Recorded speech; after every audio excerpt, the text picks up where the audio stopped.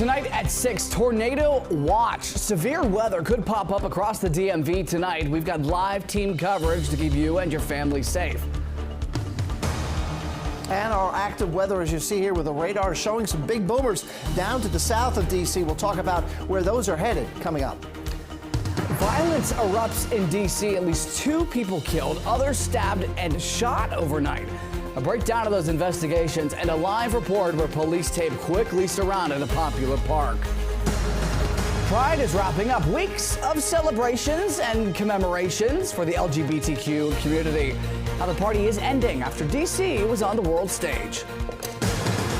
Saving you cash, from investing on your phone to stay financially fit to the new free transit opportunity in Northern Virginia. We're stretching your dollar. You're watching the station covering all of the DMV. This is DC News Now. Good Sunday evening. Thank you for joining us for DC News Now at 6 o'clock. I'm Ben Dennis. Right over to live coverage in our weather department. Meteorologist Scott Sumner and Brittany Ward standing by. We know a tornado watch, this is not a warning, but a watch is in effect until 10 o'clock tonight. Scott? That's right. We're going to touch on that in just a second. We do have a couple of things going on here. We have some heavy rain and thunder and lightning that is moving out of Virginia. It's going to be moving across portions of southern Maryland's region over towards the St. Mary's County. But we also, as we widen out the view, you'll see here just popping up the severe thunderstorm warning in effect for Culpeper County, and also it looks like Fauquier County, central Fauquier County. That runs to about 6:45 or so, or 6:30 actually as it flashes there. And we'll actually now take that future radar, current radar, move it into the future the next 2 hours, and you can see where that storm is headed, the one that is the severe thunderstorm warning, as it heads towards Dale City and D.C. within the next hour, hour and a half. We have a general flood watch. We talked about it yesterday. Has been extended a little bit further to the east now, right along the Potomac, here from Stafford County right up to Fairfax County. And again, we have a general tornado watch in effect. And like the flood watch, both the flood watch and the tornado watch are in effect until 10 o'clock. We already had a quick spin up tornado a couple hours ago, around 1 o'clock or so in Stafford County. And so with that on the mindset, we do have Brittany Waters in the Weather Center talking a little tornado safety. Brittany? Yeah, Scott, overall, you just want to stay weather aware as we head through your Sunday night. We do still have the threat of tornadoes on the table as we head through your evening. So just a reminder, some tornado safeties. The best place you could go if a tornado warning is issued for your area is in a basement. But if you don't have a basement, that's fine. You could always go into an interior room. You want to make sure you give yourself enough space between you and the outside world. Now, looking ahead to the rest of your Sunday night, right around 9 p.m., it looks like we are still going to be holding on to some clouds. Notice those temperatures will begin to dip down into the upper 60s as we head through the overnight hours. And then looking ahead to tomorrow, the good news is we start to see more peaks of sunshine across the area. However, we are going to be tracking a few more isolated showers and storms, but at least the highs will be a tad bit warmer tomorrow than what we saw today. So meteorologist Scott Sumner, he'll be back to give you a look at that 7-day forecast. Much needed safety information, guys. We'll see you in just a few moments. Continuing coverage, it was an incredibly violent night in the district. 2 people were killed, including others who were stabbed and shot, all while scores of people were in town for Pride celebrations. World Pride at that. DC News Now's Dave Laval joins us live in DuPont Circle. Dave, 2 teens were stabbed there early last night. You were there to cover it at the time. Another person shot nearby.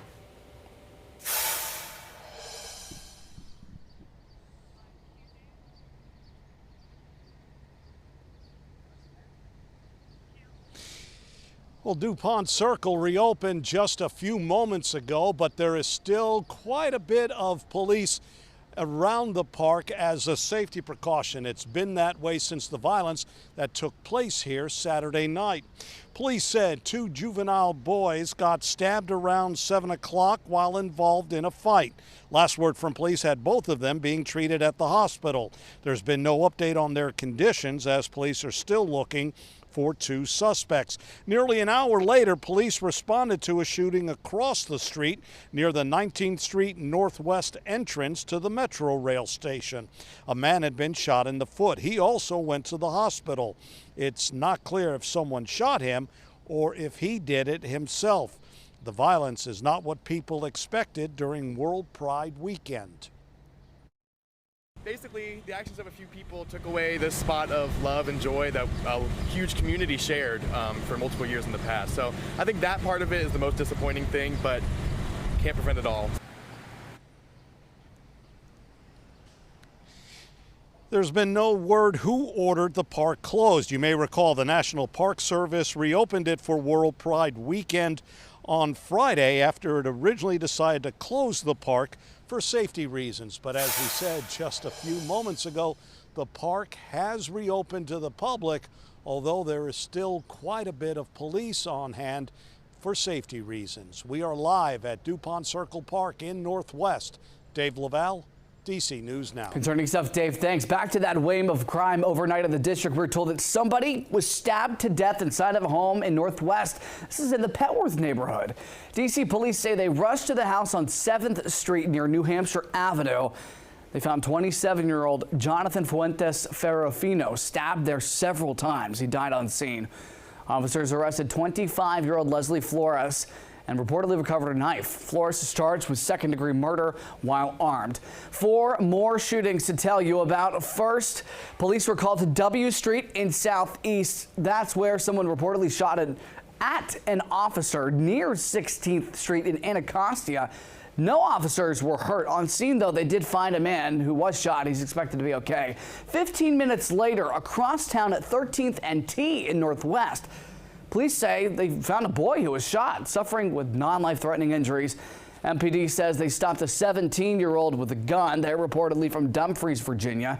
The teen was charged for carrying a gun without a license.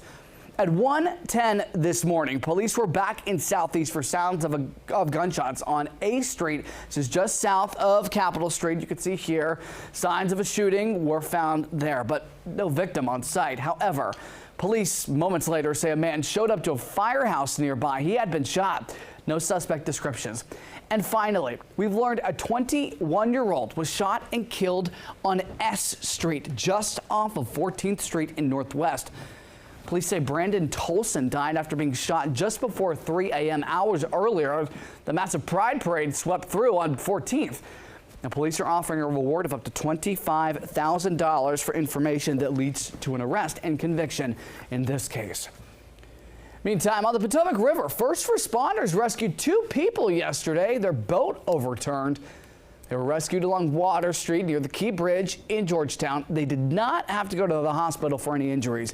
No word on what caused that boat to overturn. Up north in Howard County, Maryland, police say 1 person was killed, 3 others in the hospital after 5 cars crashed, including a state police cruiser early this morning. Happened around 2 a.m.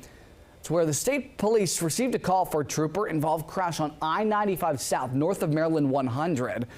Now, the state trooper was reportedly sitting in an unmarked patrol vehicle when an SUV crashed into them for an unknown reason. The impact caused the SUV to go into the roadway. A pickup truck and another SUV and vehicle collided. The driver of the SUV that crashed into the police cruiser died. A passenger taken to the hospital. The driver of the pickup also hospitalized. The trooper was sent to shock trauma. The driver of that final vehicle that was damaged, Brenton Passmore, was arrested and charged for suspected of being under the influence while behind the wheel. Time is 6:08. Former NFL player and current DC Defenders player Kelvin Joseph is facing charges after a crash killed a motorcyclist on a Dallas area freeway. The AP says that Joseph was driving a vehicle when he hit the motorcyclist. He was arrested on charges of driving while intoxicated, a misdemeanor, and collision involving personal injury or death. Joseph is currently a cornerback for the DC Defenders. He was drafted by the Cowboys in 2021. Spending 2 seasons with them before being traded. Developing now, President Trump is set to roll out a brand new travel ban. When does it take effect? Tomorrow. People from 12 countries will be barred from entering the United States. The ban mainly affects people from African and Middle East countries. They include Iran, Libya, Somalia, Sudan, Yemen, and Afghanistan. President Trump says it's for national security. He cited the suspect accused in the Boulder, Colorado attack where several Jews were set on fire. Now, that suspect is from Egypt. However, the country is not on the travel ban list. The move has advocates calling those restrictions unnecessary and illogical. In most of these countries, we have not had terrorist attacks or other extreme violent incidents. There's a risk of dividing families, endangering medical patients. The White House says countries can be moved on or off the ban list upon review. And Trump's travel ban is affecting people here in the DMV. Many immigrants from Sierra Leone living in Prince George's County are upset after seeing their country on the ban list. Travel to the United States has been partially restricted for citizens from Sierra Leone.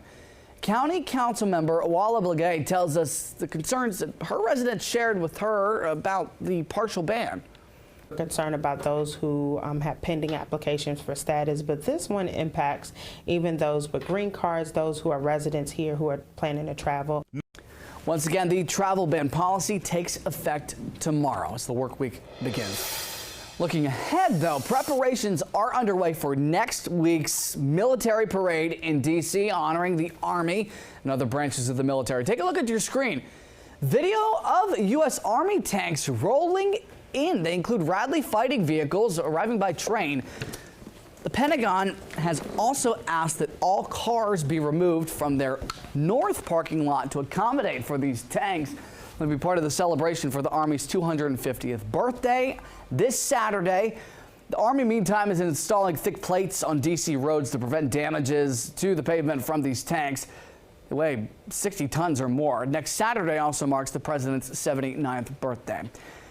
In the district, emotions are remaining high tonight after the city council voted to pause Initiative 82.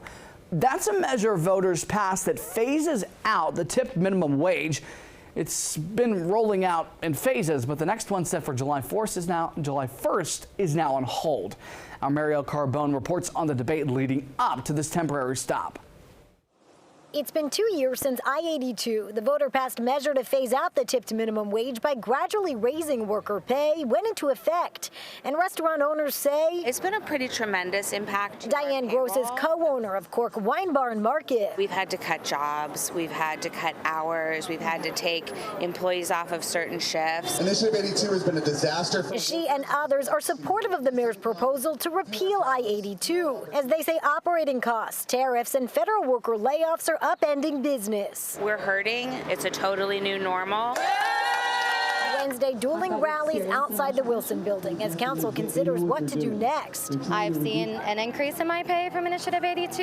Alexis Zozel is a barista and says I-82 has made pay more stable. Tips aren't secure. They vary by what position you might have. And so just asking for the full minimum wage, which right now is $17.50, feels like the bare minimum. The rallies come just one day after council voted 8-4 to pause the next scheduled pay raise allocated under I-82. The timeline has been known from the time this is enacted. So we've known for 2 years that this July 1st, this next increase was going to come. Councilmember Denise Lewis-George says there's no need to repeal. I'm just incredibly frustrated that we are a city are relitigating what has been litigated for the last couple of years. A similar plea from those on both sides of the issue. Listen to what people are saying. Just listen to tipped workers. Carbone reporting that Mayor Bowser has proposed a full repeal of Initiative 82 in her 2026 budget. However, 8 council members voted yes on a pause, though several said they would not support a full repeal. All right, Pride, of course, has been in full swing in D.C., Maryland, and Virginia. In Arlington, they're celebrating the reveal of some new art. Look at this. New Pride mural was unveiled this week, created in collaboration with renowned artist Lisa Marie Thalhammer. She says her design, called the Eye of Pride, aims to help people feel seen. All right, bad weather has yet to hold anyone's pride spirit down. Tonight, the World Pride Street Festival and Concert is continuing. It's on Pennsylvania Avenue, downtown D.C. Hundreds of vibrant, colorful exhibitions, artisans, concerts taking place today as well. Tonight, Khalid and Doechii was a sunset dance party with Tracy Young are expected to end World Pride. Plenty of fun. And as a reminder, WMATA has extended their hours for Pride. Tonight, stations will close at midnight, and the yellow line will extend to Greenbelt.